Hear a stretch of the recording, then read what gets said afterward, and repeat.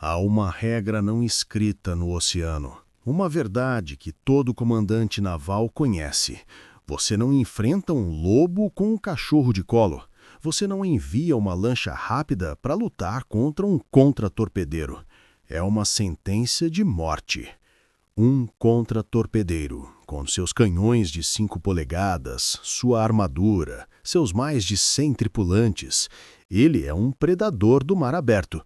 E um barco PT... Bem, um barco PT é um brinquedo. Uma casca de noz feita de madeira compensada e tinta, sem armadura, sem um único canhão pesado. Eles eram vistos como irritantes, como mosquitos, e a regra era clara. Mosquitos são espantados, não temidos. Mas em agosto de 1943, nas águas escuras do Estreito de Blackett, um jovem tenente e seu barco brinquedo estavam prestes a arriscar essa regra do livro de guerra. Esse tenente era John F. Kennedy.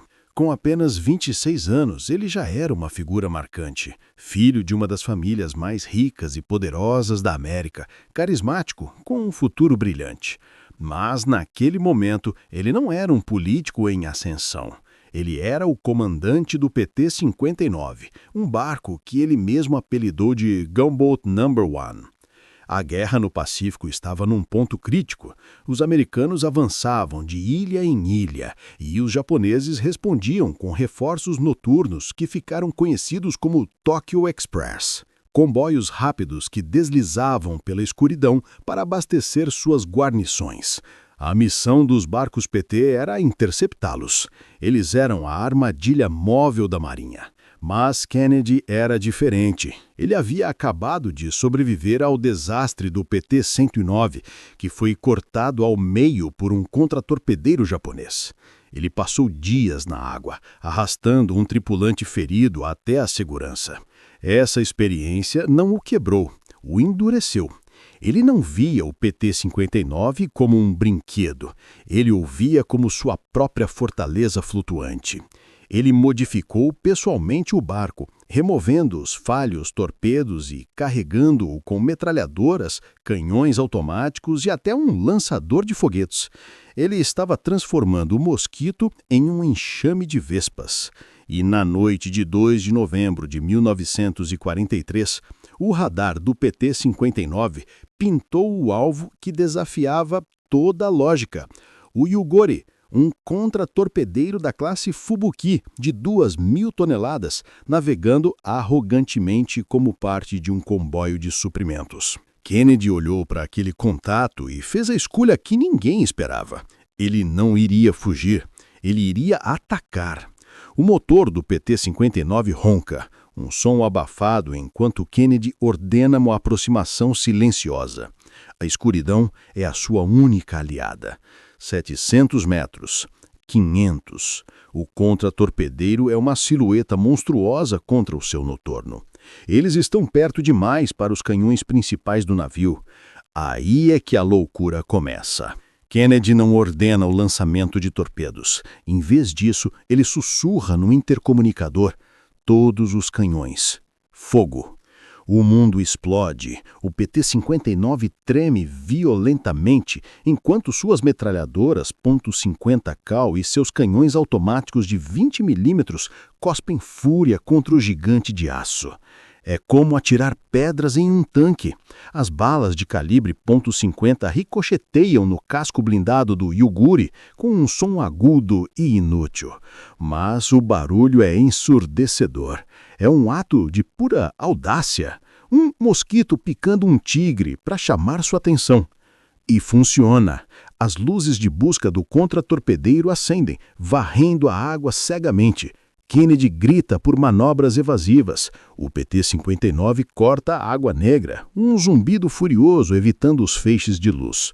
O contratorpedeiro começa a virar. Seus canhões secundários de 25 milímetros entram em ação, cortando a água ao redor do pequeno barco com explosões de espuma branca. É aqui que a maioria das histórias termina. O barco PT foge, mas não esta, não com Kennedy. Ele se afasta, ganhando distância na escuridão. Ele vê o Yuguri retomando seu curso, assumindo que o incômodo foi espantado. O comandante japonês subestimou completamente a tenacidade do homem no comando. Kennedy reposiciona o PT-59. Desta vez, ele não vai atacar o contra-torpedeiro. Ele vai atacar a sua razão de existir, os navios de suprimentos que ele protege. Ele avança novamente. Os artilheiros do PT-59, com os braços doloridos e os ouvidos zumbindo, miram nos transportes de madeira. Os canhões de 20 milímetros finalmente encontram seu alvo. Estilhaços de madeira voam.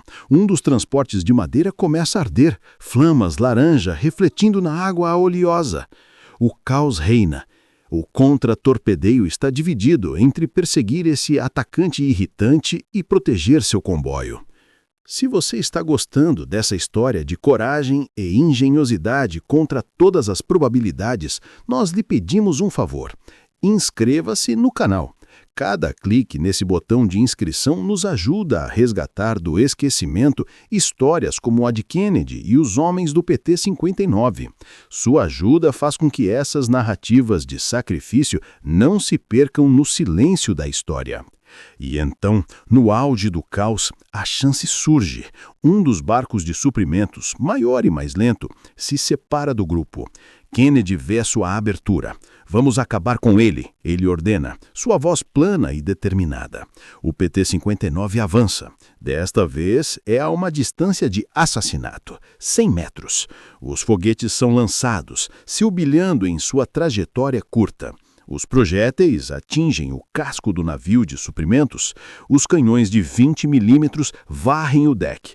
Em minutos, o navio de carga está morto na água, com sua carga destinada aos soldados japoneses afundando no fundo do estreito de Blackett. O PT-59, este brinquedo, conseguiu. Ele não afundou o contra-torpedeiro, mas humilhou-o, danificou ou destruiu vários dos seus protegidos sob o nariz do predador. Naquela noite, o comando japonês em Rabaul recebeu um relatório confuso. Um dos seus comboios de Tokyo Express havia sido atacado e dispersado, não por uma força-tarefa de destruidores, mas sim por uma pequena embarcação de ataque incrivelmente agressiva. A doutrina deles não tinha uma resposta para isso. Eles tinham rido dos barcos PT. Agora, eles eram forçados a levá-los a sério. As rotas de suprimentos tiveram que ser alteradas, os esquemas de defesa revisados. O sucesso do PT-59 e de outros barcos como ele tornou as corridas noturnas japonesas um empreendimento muito mais arriscado. O efeito cascata foi sentido na terra. Soldados japoneses nas ilhas de Kolombangara e Vela Lavela começaram a sentir a pressão da fome, seus suprimentos interrompidos por esses persistentes mosquitos que agora picavam com a força de um martelo. John F. Kennedy recebeu a Navy and Marine Corps Medal por seu heroísmo, não apenas naquela noite, mas por seu comando corajoso. Ele carregaria as lições do PT-59 de resiliência, improvisação e liderança sob fogo para o resto da sua vida, inclusive para a Casa Branca. Mas a verdadeira homenagem é para os homens, muitos deles jovens de 18, 19 anos, de cidades como Boston e Biloxi, que subiram naquela casca de noz de madeira e enfrentaram um gigante de aço. Eles provaram que a coragem pode redesenhar qualquer campo de batalha, que o desprezo é uma vulnerabilidade e que, às vezes, o brinquedo mais subestimado pode carregar o golpe mais devastador. Se você gostou dessa história de bravura improvável contra todas as probabilidades, por favor, clique no botão de like. Isso mostra ao algoritmo que vocês, nossa audiência, valorizam que essas histórias sejam contadas. Nós estamos comprometidos em encontrar essas narrativas esquecidas e trazê-las à luz. Se você quer fazer parte dessa missão conosco, inscreva-se no canal e ative as notificações. E nos conte, de onde você está assistindo? Comente sua cidade ou estado abaixo. Alguém da sua família serviu? Gostaríamos de ouvir. Obrigado por assistir. Obrigado por lembrar. Homens como John F. Kennedy e a tripulação do PT-59 não construíram monumentos para si mesmos. Eles construíram um legado com ações. E esse legado merece ser lembrado.